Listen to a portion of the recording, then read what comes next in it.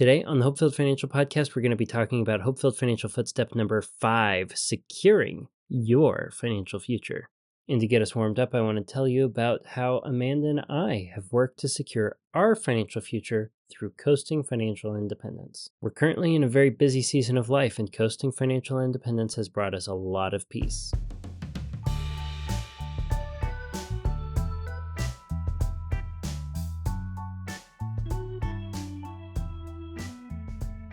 Good morning and welcome to the HopeFilled Financial Podcast. My name is Jay Disberger, your one and only HopeFilled Financial Coach, and I'm happy that you're here with us today. Okay, so there's a lot going on right now, and some of it is podcast related, some of it's HopeFilled related, some of it involves my career and my personal life.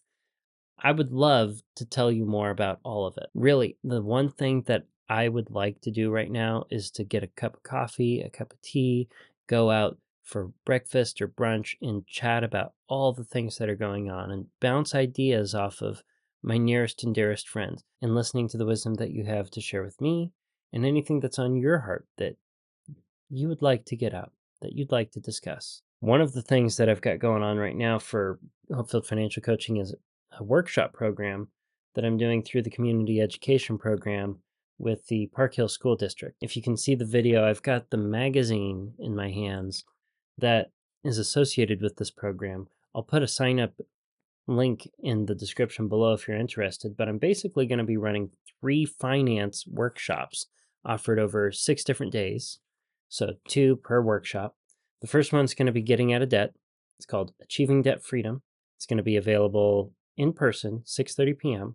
on July 16th and August 27th of this year. The second workshop I'm going to be offering is called Budgeters of the Lost Art. This is your Budgeting 101 workshop. If you are trying to start budgeting, this is definitely for you. It'll be offered on the 25th and the 30th of July. Finally, and this is the one that's nearest and dearest to my heart, Honey, I Shrunk the Budget is a workshop about marriage and money. You see, I'm passionate about helping couples not only be able to communicate about money better, but communicate better on the whole, enrich their marriage through the process of learning how to budget as a team. This workshop is going to be offered on the 2nd of July and the 13th of August. If you're local and any of those 3 topics appeal to you, I hope to see you there. One other thing that I need to do tonight after recording this episode is relist the cell phone, the iPhone 7 Plus that I used to call Dave Ramsey. I had it listed on eBay. It's sold. And the individual who bought it didn't end up paying for it.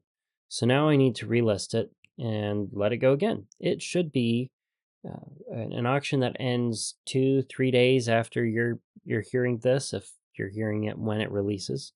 So I'll go ahead and throw a link to the eBay listing below. If you wanted to bid on it the first time round, this is your second chance. Oh, and there's just a lot of stuff in my personal life. Some of it I can't share for legal reasons right now. And some of it I just can't share yet because I don't know where it's going. The money guys call it the messy middle. I'm in my 30s. I am in the messy middle. I'm raising a family. And it can be difficult to focus on the textbook, hey, this is the game plan for winning with money, in the middle of a whole lot of life that seems to be taking priority. Man, oh man, does retirement want to take a back step when it's hard to keep up with what you need to be doing just for today. This is why Amanda and I really appreciate coasting financial independence. You see, in our 20-somethings, what we did, because we knew that we wanted to raise a family and we knew that life happens, things can happen and it can cost you a lot of money. We're actually, part of the messiness right now is we've had to push pause on retirement in order to save up for some large expenses. Yes, we have an emergency fund that we can use to cut a check today and we would be okay.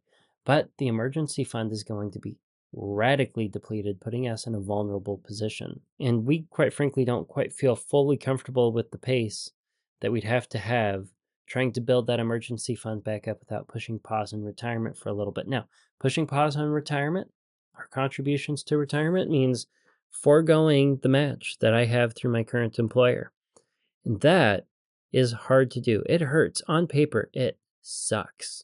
But the beauty of coasting financial independence is we have permission to engage with this in order to shore our emergency fund back up after dealing with some wild stuff. You see, the goal of coasting financial independence is to have a lump sum that, if you left it alone, it would be able to grow by the time you're 59 and a half, give or take. You should be able to retire with dignity. Now, that's not like a fit to the most likely curve or the expected curve given your investment portfolio. I'm talking about a statistical likelihood that you're going to be able to retire with dignity. You can feel with a strong, firm confidence that you are going to make it. There's still going to be a risk that you don't, that you have to wait it out, or that you should have contributed more. But in all likelihood, Amanda and I feel comfortable pushing pause on retirement because where we are with our nest egg makes us feel like we only invest because we want to, not because we have to. You see, investing in our nest egg is no longer something that we have to engage in because it is a necessity. More or less, it's a want. So if there's a necessity in today, because we're in the messy middle, that should take precedence over our necessities tomorrow, we don't have to feel like we're trading our hope-filled financial future out in order to deal with a crisis right now. We can feel peace knowing that our future is secured, and we will have the tools and the time and the resources to better take care of the crisis going on now than we otherwise would. So how did we do this? Well, first off, in our teens and early 20s, we worked through school to graduate debt-free before we were married. And out of school, after we got married, but before we had kids, we were able to fully engage in saving a good chunk of our income toward retirement. We lived a lifestyle that was relatively conservative. We lived frugally, naturally, even before I had come up with the HopeFilled Financial FootSteps. We were in a position in our early marriage where we didn't let keeping up with the Joneses and lifestyle creep steal away our ability to pack on decent investment progress in order to achieve coasting financial independence by our 30s. Now, we know that our circumstances lined us up nicely to achieve coasting financial independence, but I don't want you to miss that we took a lot of intentional steps as individuals and as a married couple in order to make our circumstances what they were and prep the field for growing that nest egg rapidly. Now, if you're married and you're thinking about growing a family, I don't want you to think that you have to delay having kids until you hit coasting financial independence. We didn't hit that goal before having kids, nor was it our plan. We just took advantage of the time we had before children came along in order to make as much progress as we could toward that goal and to keep pushing forward despite starting our family, knowing full well that the messy middle comes as the children grow up. This plan of ours is not for everyone. As a disclaimer, it may not fit your goals. It may not fit your circumstances. It may not fit the life that you want to have right now, and that's okay. What I want to tell you is that this goal of saving up a bunch early on in our 20-somethings so that we have permission to put pause on retirement in our 30-somethings without sacrificing our hope-filled financial future, that plan worked for us. And we are attacking it intentionally, frugally, and we will continue to invest when we want to so that we can have a spectacular retirement. Putting pause on retirement for us is not forever. We like saving. It's something that we want to do. We want to leave a legacy for our children. It's one of our major goals. And that actually sets us up nicely to start talking about today's main topic.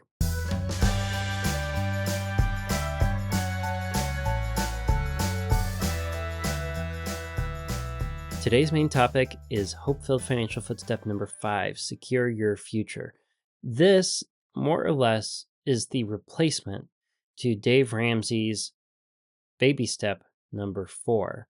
Dave Ramsey talks about investing 15% of your income after you're debt-free and after you have an emergency fund, and saving that 15% toward your retirement, toward your financial future. But what if you're starting much later in life?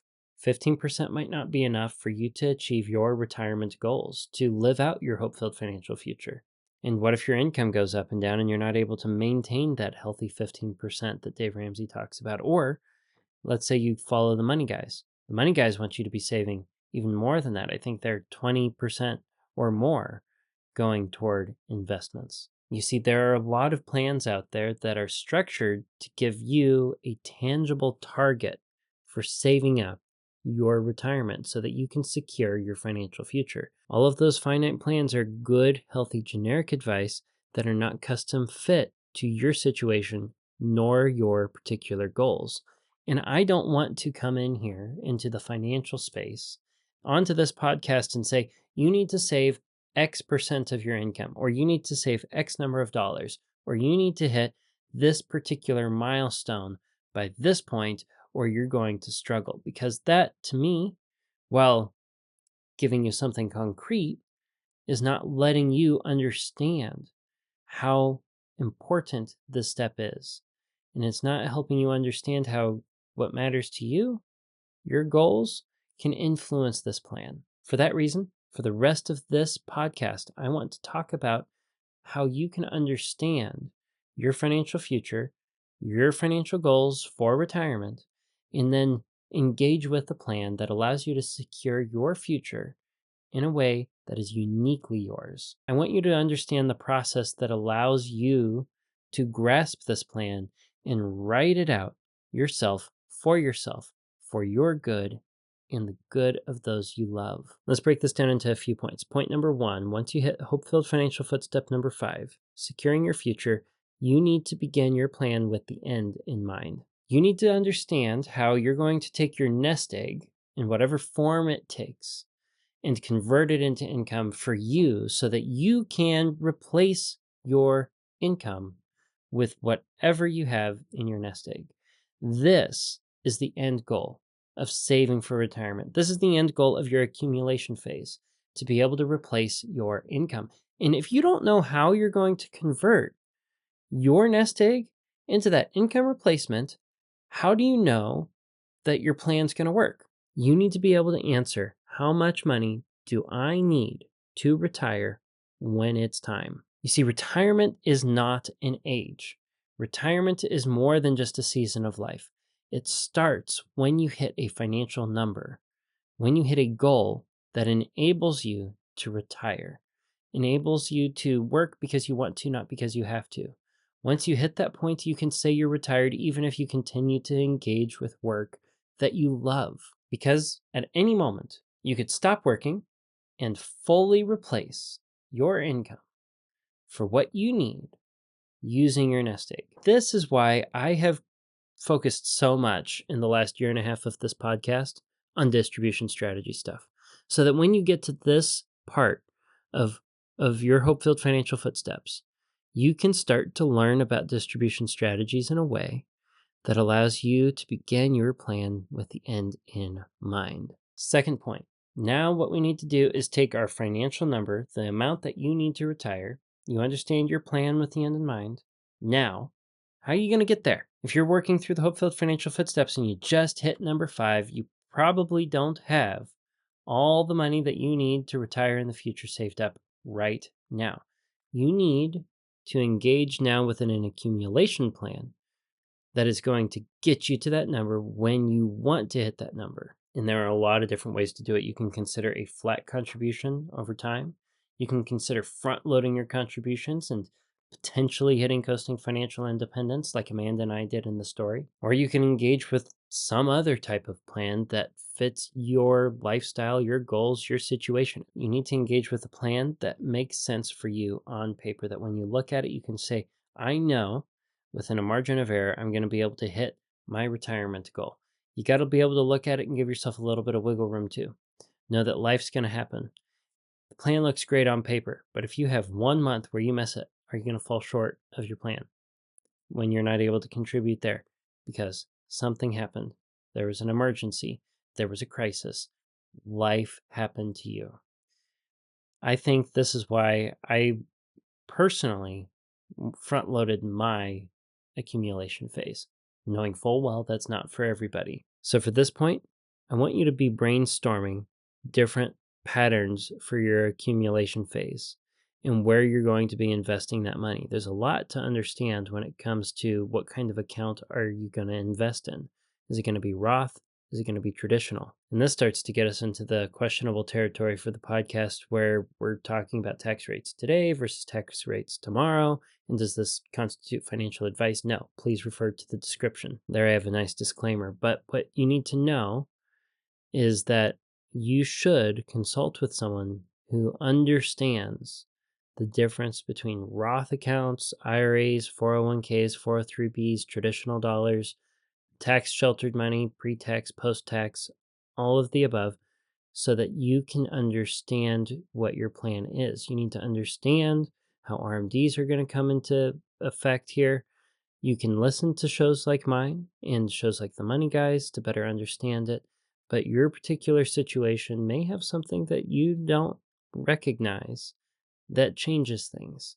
So at some point, you're going to need to ask them. A good default, so that you're not delaying your investing until you make a decision, is to follow Dave Ramsey's advice on getting your employer match in general, then engaging with Roth dollars after that. And if you need to save more, go traditional. Match beats Roth meets traditional. That's Dave Ramsey's advice. I think it's a good default starting point before starting to get a little bit more detailed with any plans that might deviate. In other words, you're going to want to, when consulting with a financial expert, have a good reason to deviate from the default that works for many so that, well, you understand why you're not following that pattern. And that leads me to point number 3. You've started a plan with the end in mind. You've looked at different accumulation strategies. You've brainstormed how much you need to be putting aside, how it's invested, and where it's invested. You've got something on paper. Don't engage with that plan unless you understand it. Don't integrate a piece to the puzzle unless you understand it.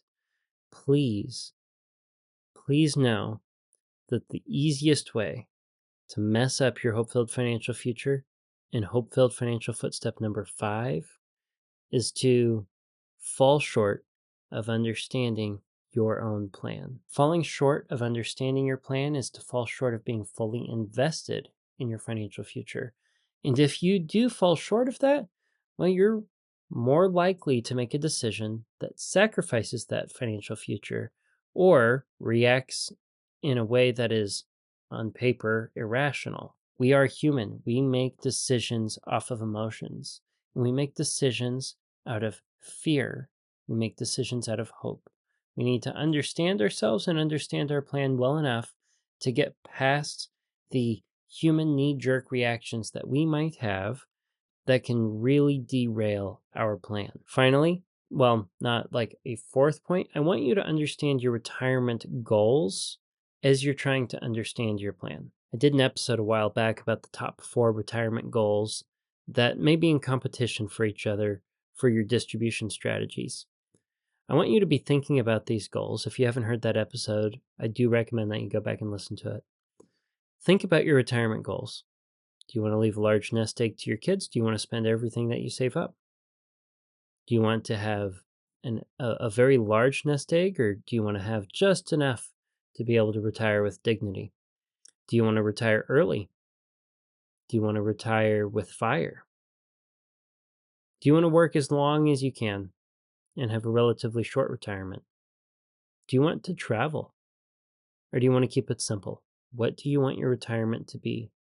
Plan your hope-filled financial future around your dream, and let that dream be the motivation that drives you to sticking with the plan that you put on paper, the plan that you wrote yourself that is uniquely yours for HopeFilled Financial FootStep number 5. And until next week, until next Tuesday, budget bravely and enjoy your hope-filled financial future.